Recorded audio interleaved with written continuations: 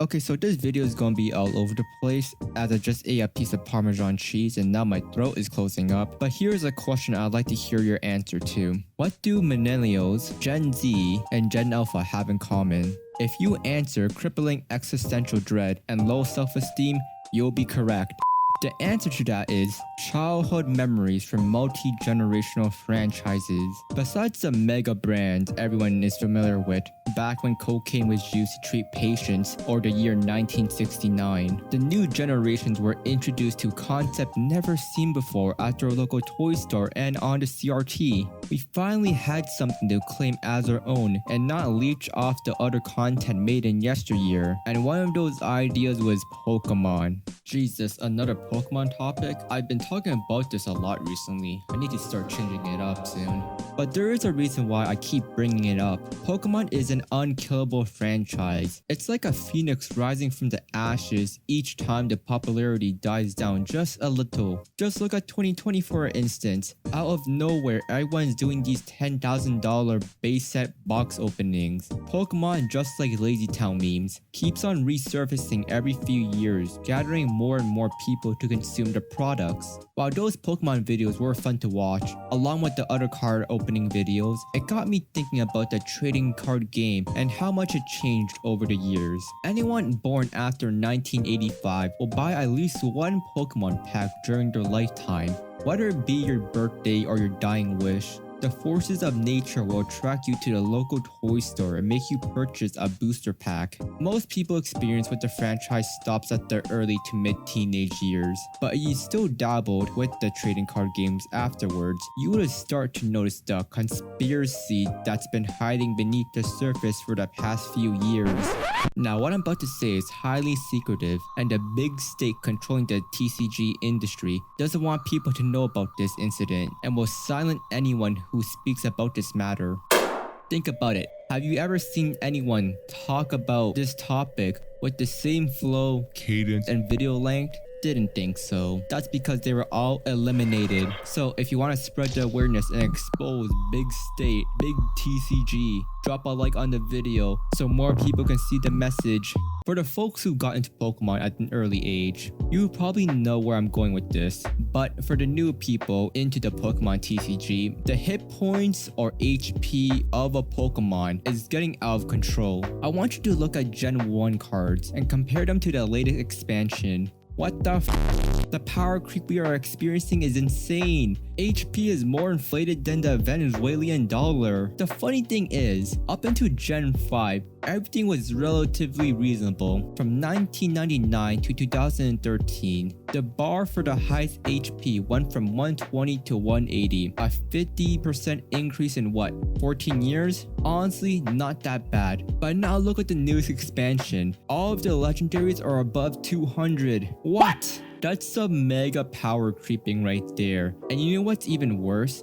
I can pinpoint exactly where we started seeing this bullshit happen. 2014, when the X and Y expansion came out. What XY? The geniuses at Pokemon decided to add Mega Evolution and boosted the HP of any affected Pokemon above 190. Like, look at this Beedrill. Who gave the steroids to the bees? This shit, while cool at first, clearly got out of hand really fast. And the worst part is, they never came back to this concept ever again. This is such a waste of intellectual property. Honestly, with the exception of VMAX, GX and V cards are just not it. Sure, you get full art cards and enough shiny rainbow colors that can cause epilepsy like that one Pokemon episode back in the 1990s. But besides that, there's nothing remarkable about these cards. With VMAX and Mega cards, they at least brought a different color palette to the table, making it feel like your purchase was somewhat fulfilling. To help illustrate my point more, let's go to the official Pokemon website and compare the latest expansion with some older ones. So we have right here, this is like, I think this is June 28th right now, I'm recording this. But right now we are on the June 18, the Chilling Region Sword and Shield expansion pack. Okay, now you see, if you were, in the old days, you know, the 2014 era, 190 is high already, 10 more than the EX cards back in the old days. Now we start to get in this region, okay? 220, that's like Mega Charizard X right there. What? They're full art, but with Mega Evolution, they have like cool images, man. It's just a matter of gross, okay? What? Who cares? I would rather take a different design than just a full art, because that way when you get the full art with a different design, even better. Anyways, you get the point, right? These are like Mega Evolutions. Okay, they're comparable, whatever. Just to let you know, I have not kept up with Pokemon since, what is it? Maybe Breakpoint. Right, we need to talk about VMAX then. Let's search for VMAX, right? VMAX. What the hell? Celebi, what? You were at 190 before, but now you're at 310 because of the little max thing? This is beyond insane. A Meowth with 300 hit points. Imagine getting destroyed by a Butterfree VMAX with 300 health. Oh my god. Like Salamence back in the old days was considered a high HP Pokemon. Was that 120, 130? And then look at this freaking Butterfly. This little Butterfree. 300, jeez. I'm just waiting for the day it hits the 400 mark, which, you know, surprisingly could be maybe a few years out, not like a decade. Okay, let's go to Ruby and Sapphire, right? In the EX expansion. 110. Already high. And Argon. What the hell? A Butterfree is only 80, but now it's 300. This was like 320 a Gardevoir. Don't understand. 120, good health. It's a popular Pokemon. It has the big health. Same with Slacking.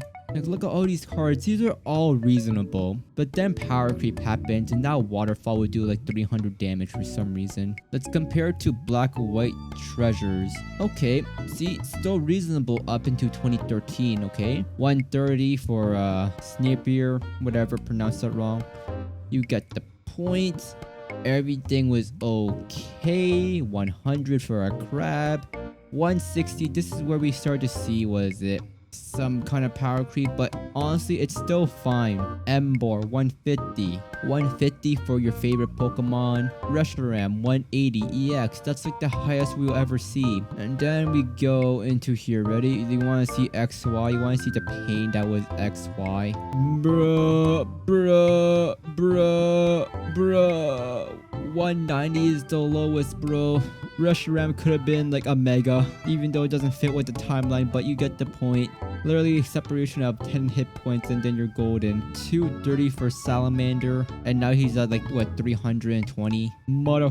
With this Beedrill at 200. What is his attack? Is it even good? Discard all energy, attaches this Pokemon. Your opponent's active Pokemon is now paralyzed and poisoned. Put 4 damage counters on it instead of 1. Guys, look at this. Mew 3.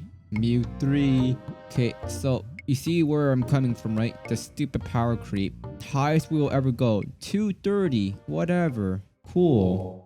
Oh, never mind. Take that back. We have the 240s now because I forgot Primal Kyogre was a thing. Okay, so highest it'll ever go. Well, it looks like what? 240?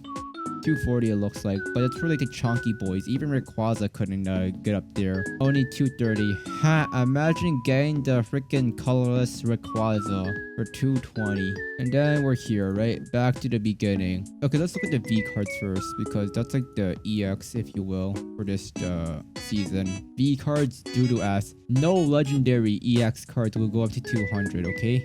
Maybe Wailord, because he goes up to 250, but he's like a chunky boy. Let's get all the cards above 200. We have 16 layers, or 16 pages of 200 plus cards. What the hell? How much do we have of like 220? Oh, 7 layers. Cool. Okay, you know what? Not 7 layers, because some of these are, what is it, special cards? But I think you get my point, right? These goddamn Pokemon with their 200 plus HP. And you know what's so funny too? You have to balance it somehow, so they give them like 200 plus attack points. Take this back to like the old days. Destroy everyone. That's how I felt when Mega Charizard X or Y came out at first. Does like 300 damage, but he like discards 5 of his energies. Highest is 340. Let's see the limited club. How? Yours like, what is it, 5 cards, 5 Pokemon, or 5 pages, excluding the, what is it, rainbow color stuff that are above 300. I'm repeating a lot of stuff, but I'm just trying to get my point out here. The power creep is insane.